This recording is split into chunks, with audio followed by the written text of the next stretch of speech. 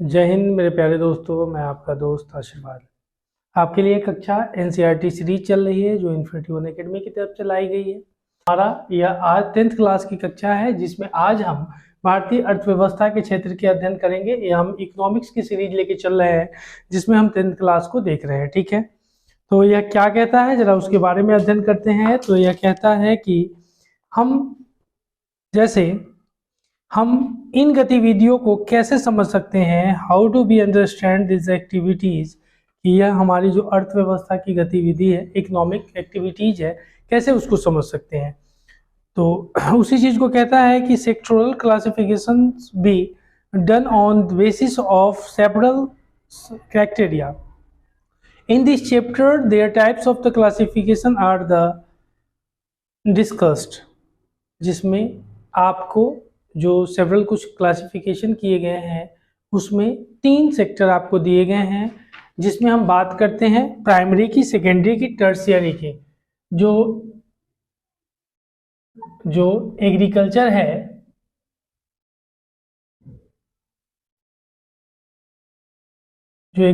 है, इसको 3 सेक्टर में, यानी ऐसे नहीं कह सकते हैं कि जो अर्थव्यवस्था के क्षेत्र है, इन क्षेत्र को 3 कैटेगरी में डिफाइन किया गया है, जिसमें हम प्राथमिक, द्वितीयक और तृतीयक, जिसको प्राइमरी,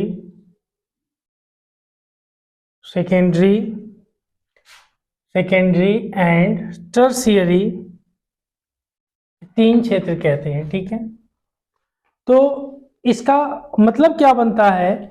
यह कहता है कि जो 3 क्षेत्र हैं इनमें अगर किसी भी देश की जो अर्थव्यवस्था इकोनॉमिक्स होती है, तीनों सेक्टर में विकास क्रमबद्ध होता है।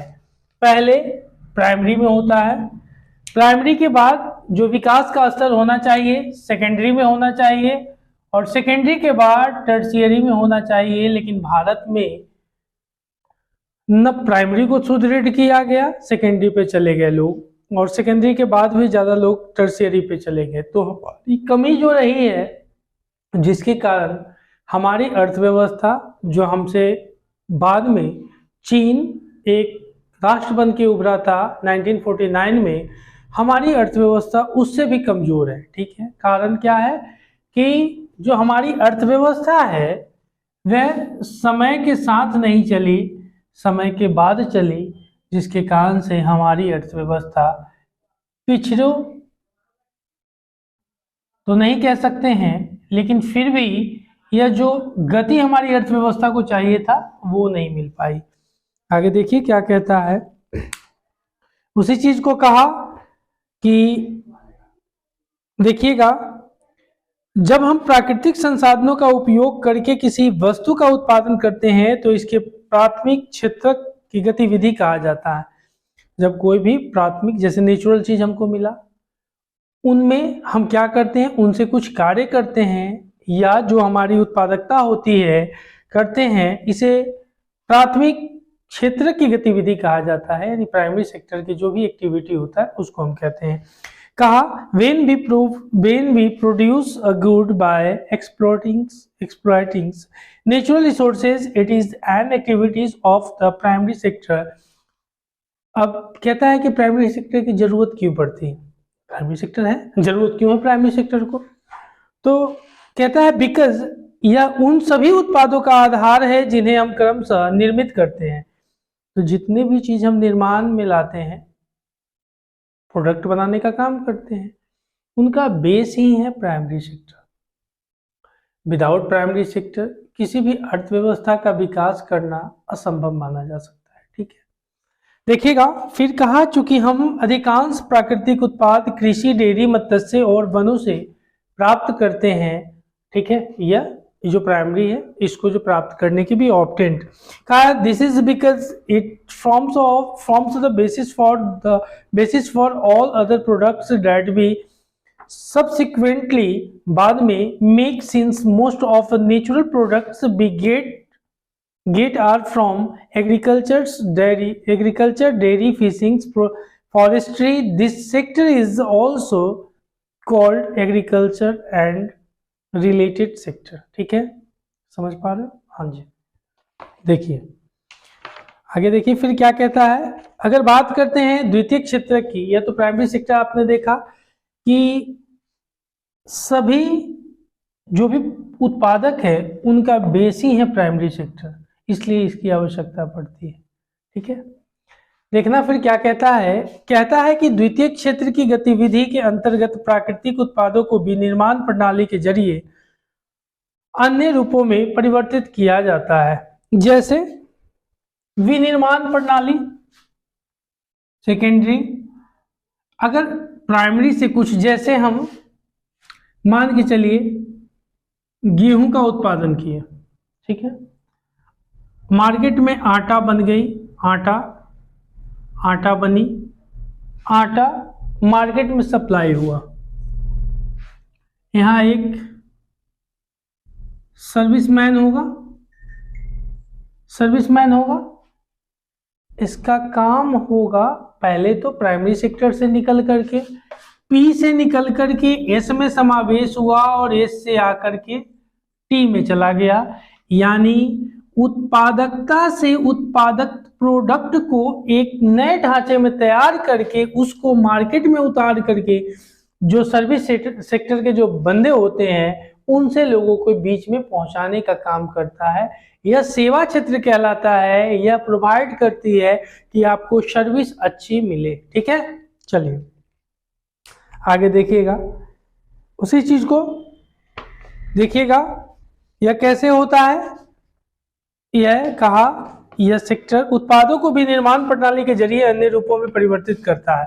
तो क्या होता है, निर्मित हुआ, किसी भी चीज का निर्माण हुआ, निर्मित के बाद कारखाना में गया,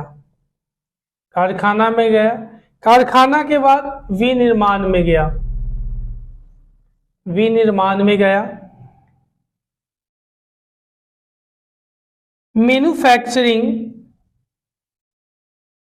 मैन्युफैक्चरिंग से आप देखते हैं फैक्ट्री में गया, फैक्ट्री के बाद आप देखते हैं इंडस्ट्रियल, यानी इंडस्ट्री में गया। यह क्षेत्र क्रमशः सर्वाधिक विभिन्न प्रकार के उद्योगों से जुड़ा हुआ है, इसलिए इसे औद्योगिक क्षेत्र भी कहते हैं, इसीलिए औद्योगिक क्षेत्र भी कहते हैं। समझ पा रहे हैं? ठीक है, आगे देखिएगा। फिर कहा कि the secondary sector covered activity in which natural products are changed into other forms through ways of the manufacturing that be associated with the industrial activity. Since this sector gradually becomes associated with the different kinds of industries that come up, it is also called as industrial sector. ठीक है, यानी जो पहला उत्पादक हुआ उस उत्पादक से वस्तु को कारखाने में भेजा गया, और कारखाना से वस्तु विनिर्माण चली गई, तो इसको फिर मार्केट में जब पहुंचाते हैं, जब रिचमेंट आपके पास पहुंचाते हैं, तो यह सर्विस सेक्टर में काउंट किए जाते हैं। ठीक है, चलिए आगे देखिएगा। कहा आगे, फिर परिवहन, भंडारण, संचार, बैंक सेवा और व्यापार तृतीय गतिविधि के कुछ उदाहरण है। ट्रांसपोर्ट वगैरह देखते हैं, आपको दूसरे के द्वारा फैसिलिटी मिलती है। विनिर्माण क्षेत्र में तो बस बन गई, ठीक है, लेकिन बस को चलाने वाला भी तो चाहिए, जो चलाएगा वो टर्शियरी में कहलाएगा, क्योंकि वो सर्विस प्रोवाइडर है और सेवा को प्रदान करता है। ठीक है, चलिए, तो गतिविधि के कुछ उदाहरण है। चूंकि ये गतिविधि वस्तुओं के बजाय सेवाओं का सृजन करती है, इसलिए तृतीय क्षेत्र को सेवा क्षेत्र भी कहा जाता है, सर्विस सेक्टर कहते हैं। ठीक है, transport, storage, communication, banking, trade are some examples of the tertiary activities.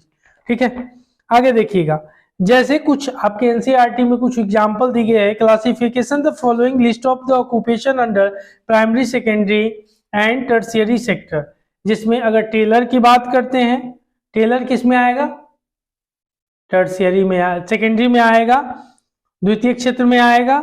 दर्जी जिसको कहते हैं, बास्केट बेकर, टोकरी बुनकर, यह प्राइमरी में आएगा क्योंकि कृषि से संबंधित यह क्षेत्र है, इसलिए यह प्राइमरी में आएगा। ठीक है, आगे देखिएगा। फिर फ्लावर कल्टीवेटर्स यानी फूलों की खेती करने वाला, यह भी प्राइमरी में आएगा। क्यों? क्योंकि खेती से संबंधित यह धंधा करता है। फिर मिल्क वेंडर कौन आएगा? ये भी प्राइमरी सेक्टर में आएगा। उसके बाद फिशरमैन भी प्राइमरी में आएगा। पृष्ठ पुजारी भी पुजारी सेकेंडरी में आएगा। ठीक है, क्योंकि वो अपने उत्पाद को बढ़ा रहा है। आगे देखिएगा, कुरियर वाला यह किस में आएगा? टर्शियरी में आएगा, सेवा में। बहुत अच्छी बात है। वर्कर्स इन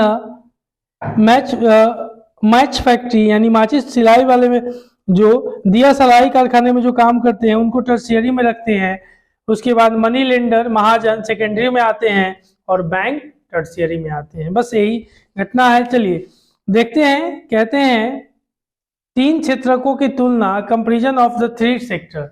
ये कंपैरिजन जो होती है कैसे करते हैं, कंपैरिजन के बारे में देखते हैं। ठीक है, जिसमें कहता है प्राथमिक, द्वितीयक एवं तृतीयक क्षेत्र के विविध उत्पादन कार्यों से काफी अधिक मात्रा में वस्तुओं और सेवाओं का उत्पादन होता है।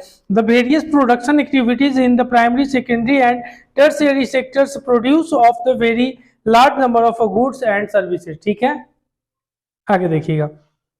उत्पादित और बेची गई प्रत्येक वस्तु या सेवा की गणना करने की जरूरत नहीं है, केवल अंतिम वस्तुओं और सेवाओं की गणना का ही औचित्य होता है। नॉट एवरी गुड्स और services that is produce and gold needs to be counted. It makes sense only to include the final goods and services. Example ऐसे देखते हैं। अंतिम वस्तु के विपरीत गेहूं और आटा जैसी वस्तुएं, मध्यवर्ती वस्तुओं का मूल्य पहले से ही शामिल हो जाता है। ठीक है, आगे देखिएगा। फिर क्या कहता है आगे? प्रत्येक क्षेत्र द्वारा उत्पादित अंतिम वस्तुओं और सेवाओं का मूल्य उस वर्ष में क्षेत्रक के कुल उत्पादक की जानकारी प्रदान करता है। तीनों क्षेत्रकों के उत्पादकों के योग्य फल का देश सकल घरेलू उत्पाद कहते हैं, और यह किसी देश के भीतर किसी विशेष वर्ष में उत्पादित सभी अंतिम वस्तुओं का मूल्य निर्धारक होता है। देख,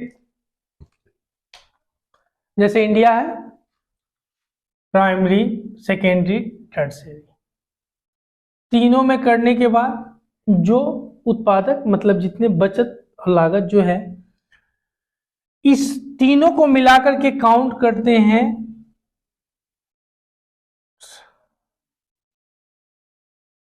GDP, गुड्स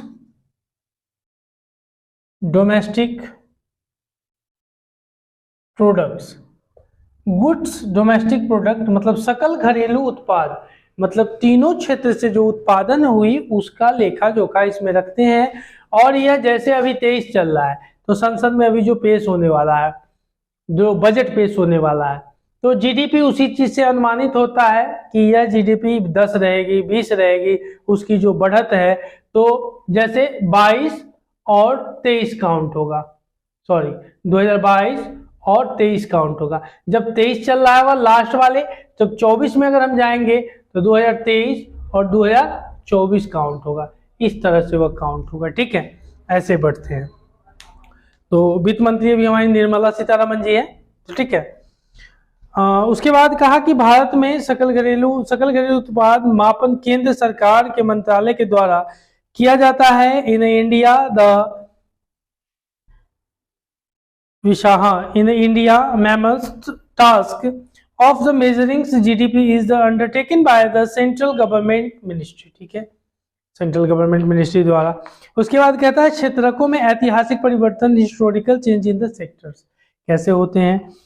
इसमें सामान्यतः अधिकांश विकसित देशों के इतिहास में ये देश देखा गया है कि विकास की प्रारंभिक अवस्थाओं में प्राथमिक क्षेत्र की आर्थिक सक्रियता का सबसे महत्वपूर्ण क्षेत्र रहा है, जिसमें कहा generally it has been the noted from the histories of many now developed countries that at the initial stage of a development primary sector was the most important sector of the economic activity। Economic sector के लिए primary sector और secondary sector जो होते हैं, primary sector जो होते हैं most important होते हैं। इसीलिए हर जगह हर राज्य यही करता है कि प्राइमरी सेक्टर पे अधिक ध्यान दे करके सेकेंडरी सेक्टर पे जोड़ देता है, फिर उसके बाद फिर टर्शियरी में आते हैं। लेकिन भारत में यह थोड़ी उलट हो गई, प्राइमरी पे कम ध्यान दिया गया, टेक्नोलॉजी वगैरह का अभाव रहा और उसके बाद यह आगे बढ़ा। ठीक है, देखिएगा, कहते हैं कुल उत्पादन एवं रोजगार की दृष्टि से द्वितीय क्षेत्र सबसे महत्वपूर्ण है। यानी सबसे ज्यादा जो क्या होता है कि जो प्रोडक्शन, जो सेकेंडरी सेक्टर होते हैं वे ज्यादा वैल्यूएबल होते हैं। कारण क्या है कि ज्यादातर लोगों को रोजगार मिलता है। लेकिन भारत की थोड़ी उलट है कहानी। कारण है कि भारत का लगभग 50%, 49% जनसंख्या खेती बाड़ी में लगल है, और जो खेती बाड़ी में लगा हुआ है वह जनसंख्या जो 49% जो कृषि है, मतलब देश की आधी आबादी कृषि पर डिपेंड है। तो आपने फर्स्ट वाले डेवलपमेंट में देखा था कि स्ट्रीम्ड अनएम्प्लॉयमेंट देखा था, यानी प्रच्छन्न बेरोजगारी के बारे में देखा था, मौसमी बेरोजगारी के बारे में देखा था ना। तो सारी बेरोजगारी आपको यही बताती है कि जैसे कि ज्यादातर लोग कृषि में लगे हुए हैं। मौसमी बेरोजगारी का मतलब हुआ कि मौसम के साथ उनको काम मिला है और नहीं मिला, वो बैठे हुए हैं, तो वो बेरोजगारी कहलाए। और जो प्रच्छन्न बेरोजगारी जो हमने देखा, स्ट्रीम्ड अनएम्प्लॉयड में देखा कि जहां 2 लोगों का काम है वहां 4 लोग भिड़े हुए हैं, तो भी तो एक बेरोजगारी का साधन है, इसीलिए उसको देखते हैं। ठीक है, आगे देखिएगा। फिर क्या कहता है कि secondary sectors gradually becomes the most important in total production and employment. ठीक है, जिसमें कहा विगत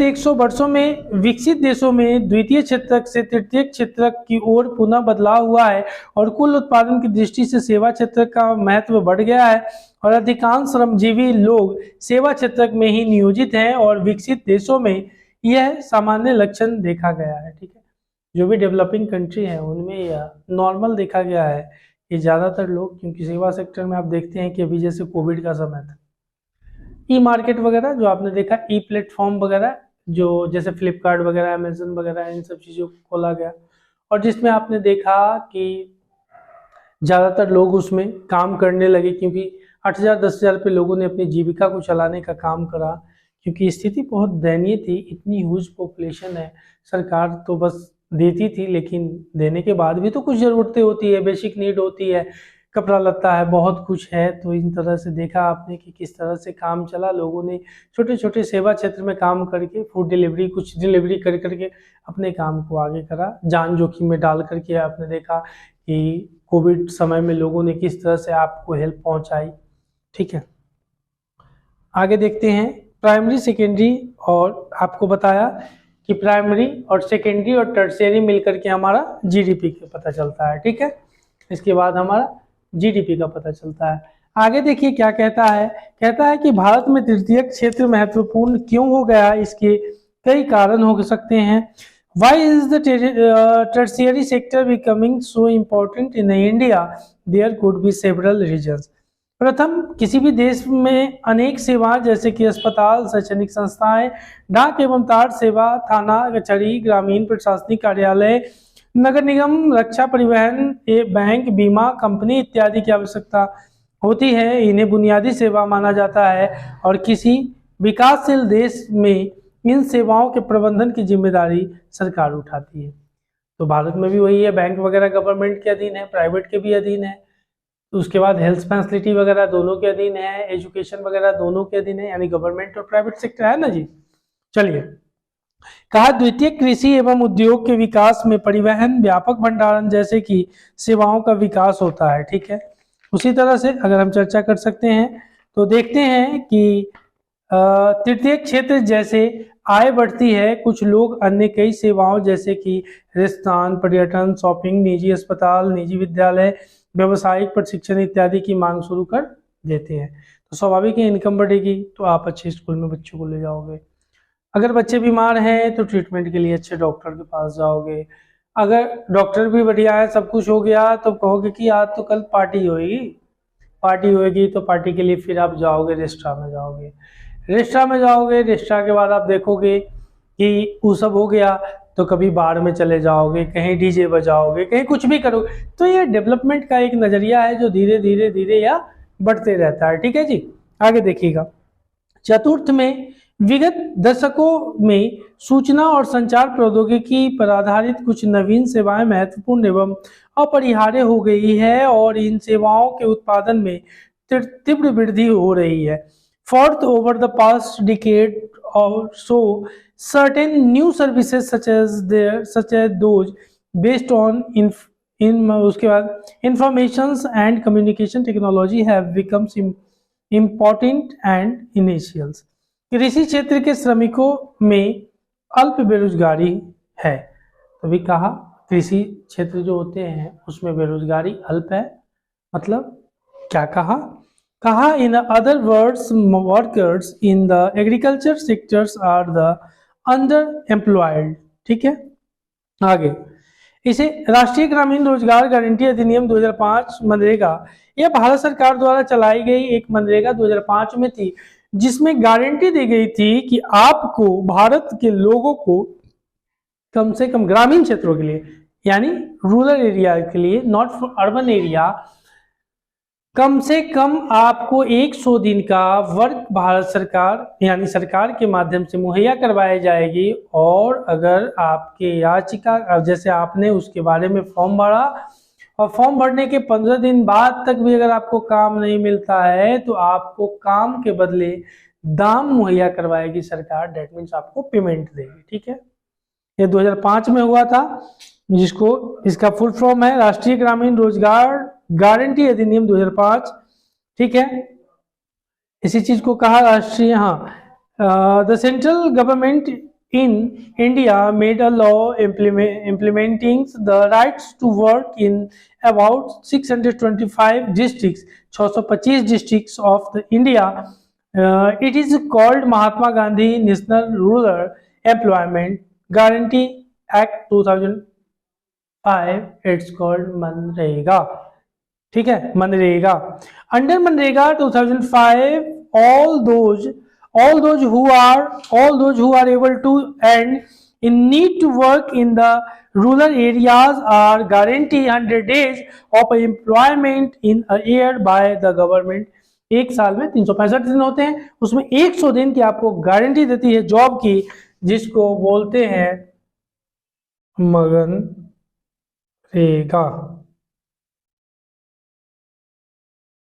मनरेगा। ठीक है, 2005 में यह लाया गया था प्रावधान, जिसमें 100 डेज आपको वर्क मिलेगा। ठीक है, आगे देखिएगा, संगठित और असंगठित के रूप में क्षेत्रकों का विभाजन, division of a sectors as the organised and unorganised sector. ठीक है, एक संगठित क्षेत्र होते हैं, एक असंगठित क्षेत्र। संगठित क्षेत्र क्या है? जैसे कि आप एक सरकारी संस्था में जुड़े हुए हैं या किसी एमएलसी कंपनी में जुड़े हुए हैं, तो आप कह सकते हैं कि जो सरकारी सेक्टर वाले हैं वो ऑर्गेनाइज्ड है, संगठित है। उनको ऐसे रिटायरमेंट होती है, मानदेय होती है, भत्ता होती है, सब समय के साथ सही से मिलती है। लेकिन जो प्राइवेट सेक्टर होते हैं, कंपनी, अभी आपने देखा कि 30% 40% अपनी पॉपुलेशन का कंपनियों ने अपने जनसंख्या के जो कंपनी थी, कोविड में काम नहीं चली तो उनको हटा दिए। तो उनके सामने चुनौती खड़ी हुई कि भारत में जो कोविड अभी हुई थी 40 करोड़ लोग बेरोजगार थे। इतनी बड़ी ह्यूज पॉपुलेशन जो अनएम्प्लॉयमेंट के चक्कर में पड़ गई, तो यह एक विडंबना की बात थी।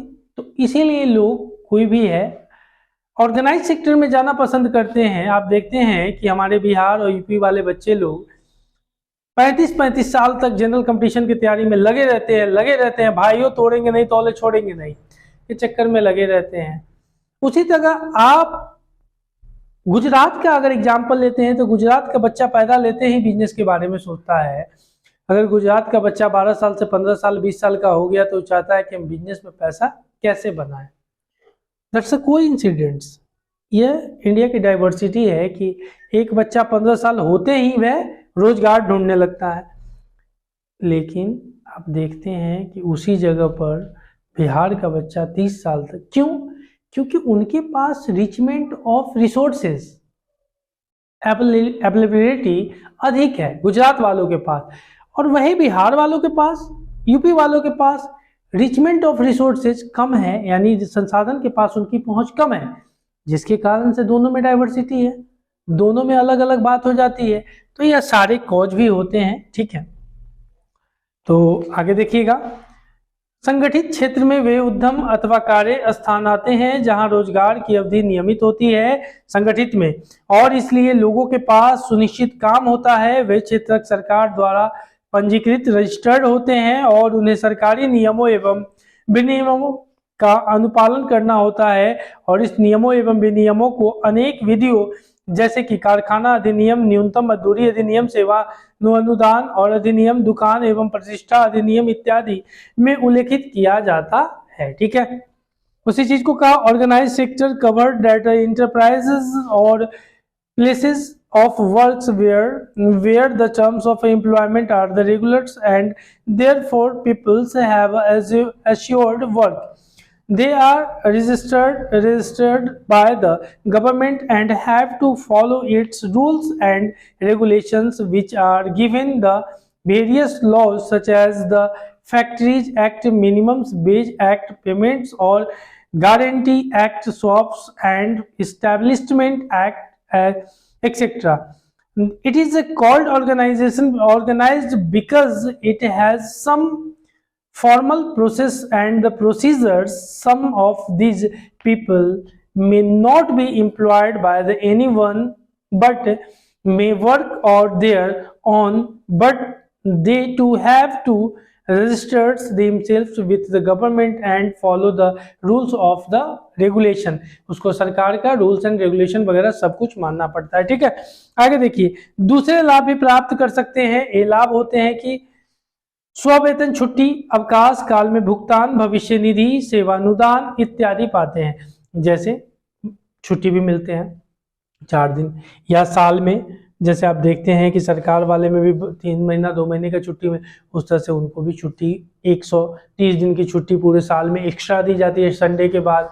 उसके बाद उनको मेडिकल दी जाती है, ESI वगैरह दी जाती है, TADA कटता है, ये सारी फैसिलिटी उनको दी जाती है। अगर वो अपने सेवा काल में अगर काम कर रहे हैं, कुछ हो जाता है तो पूरे खर्च उसकी कंपनी उठाने का काम करती है। तो सारी फैसिलिटी दोनों में यही देखा जाता है। और अनऑर्गेनाइजेशन देखते हैं, जैसे एक ठेला वाला रेडी वाला लगा रहा है, आप देखे हैं कि कोविड में उनके साथ कितनी जादती हुई है। अगर लगा तो नहीं सकते हैं, अब ठेला लगा करके समोसा तो बेच नहीं सकते हैं, कुछ कर नहीं सकते। लोगों के मुंह में छाले पड़ गए थे, क्यों?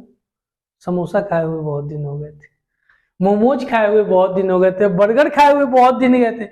मुंह तो ऐसा लगता था कि घर का रोटी चावल छोड़ के दूसरा कुछ मिलता नहीं है भाइयों। चिकन मटन खाए हुए लोगों को काफी समय हो गया था, 2-2 महीना हो गया था। चिकन वाला खोलता तो चोरी से शटर आधा गुरा करके आधा उठा करके खोलता, उसमें से काट के देता, 300-400 मनमाना मांगता था। तो यह सिचुएशन थी कोविड की, जिसने आपको बहुत कुछ सिखलाया। ऑनलाइन प्लेटफॉर्म को भी आने का मौका मिला, बहुत लोग इसमें आगे बढ़ चढ़ के हिस्सा लिए। उसी तरह से वे चिकित्सा लाभ पाने के हकदार होते हैं और नियमों के अनुसार कारखाना मालिक को पेयजल तथा सुरक्षित कार्य पर्यावरण जैसी सुविधाएं को सुनिश्चित करना होता है जब वे सेवानिवृत्त होते हैं, ठीक है। तो उसी तरह से आपने देखा सारी बात को। असंगठित क्षेत्र के श्रमिक कैसे होते हैं? अगर असंगठित क्षेत्र के श्रमिक देखते हैं तो आपने देखा एक रेडी वाले को, ठीक है। आज जैसे कंपनी वाले को कहा कि वो अगर कंपनी नहीं जाते हैं तो उनको काम का पैसा दिया जाएगा, हाजिरी दी जाएगी। अगर मान के चलिए CL वगैरह ले लेते हैं, बहुत तरह की बातें होते हैं, अगर ठेला वाला नहीं गया तो उसको कोई पैसा देगा? नहीं देगा।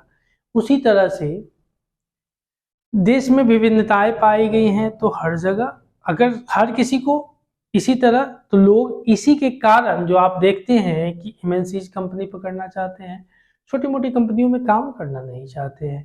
कारण है कि उनको अपनी जॉब सिक्योरिटी नहीं मिलती है।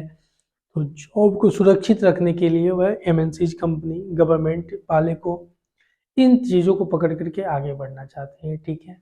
तो आज हमारा इको की दूसरी अध्याय भी समाप्त होती है। अगली कक्षा में पुनः हम मिलेंगे, लेकिन उससे पहले चैनल को लाइक करें, शेयर करें, सब्सक्राइब करें, ताकि दूसरों का भी भला हो सके। अगली कक्षा में हम आपसे मिलते हैं, तब तक के लिए जय हिंद, जय भारत।